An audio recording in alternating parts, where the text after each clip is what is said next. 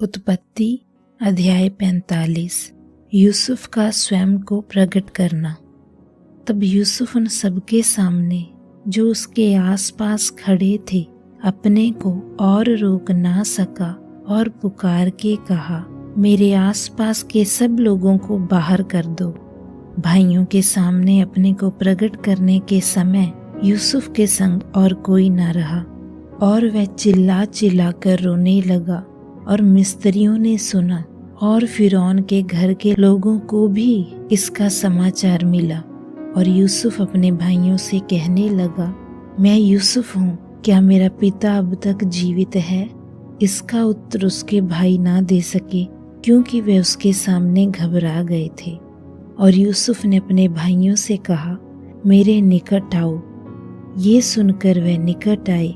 फिर उसने कहा, मैं तुम्हारा भाई यूसुफ हूँ, जिसको तुमने मिस्र आने वालों के हाथ बेच डाला था। अब तुम लोग मत पछताओ और तुमने जो मुझे यहाँ बेच डाला इससे उदास मत हो, क्योंकि परमेश्वर ने तुम्हारे प्राणों को बचाने के लिए मुझे तुम्हारे आगे भेज दिया है। क्योंकि अब 2 वर्ष से इस देश में अकाल है और अब 5 वर्ष और ऐसे ही होंगे कि उनमें ना तो हल चलेगा और ना अन्न काटा जाएगा। और परमेश्वर ने मुझे तुम्हारे आगे इसीलिए भेजा कि तुम पृथ्वी पर जीवित रहो और तुम्हारे प्राणों के बचने से तुम्हारा वंश बढ़े। इसीलिए अब मुझको यहाँ पर भेजने वाले तुम नहीं, परमेश्वर ही ठहरा।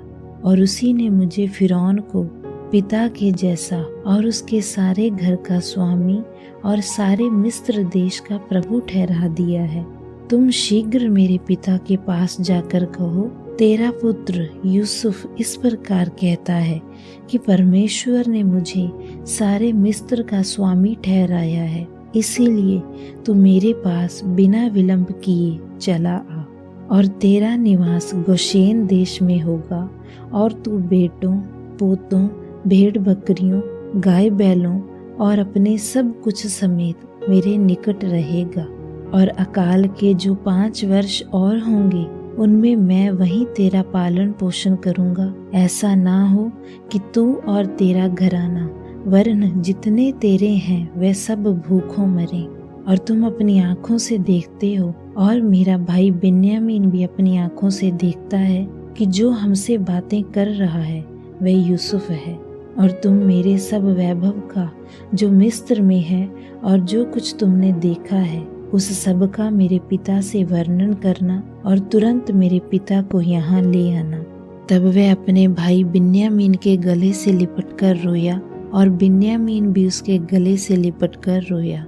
यही नहीं, वह अपने सब भाइयों को चूमकर उनसे मिलकर रोया। और इसके पश्चात उसके भाई उससे बातें करने लगे। इस बात का समाचार कि यूसुफ के भाई आए हैं फिरौन के भवन तक पहुंच गया और इससे फिरौन और उसके कर्मचारी प्रसन्न हुए। इसीलिए फिरौन ने यूसुफ से कहा, अपने भाइयों से कह कि एक काम करो, अपने पशुओं को लाद कर कनान देश में चले जाओ और अपने पिता और अपने अपने घर के लोगों को लेकर मेरे पास आओ। और मिस्र देश में जो कुछ अच्छे से अच्छा है वह मैं तुम्हें दूंगा और तुम्हें देश के उत्तम से उत्तम पदार्थ खाने को मिलेंगे।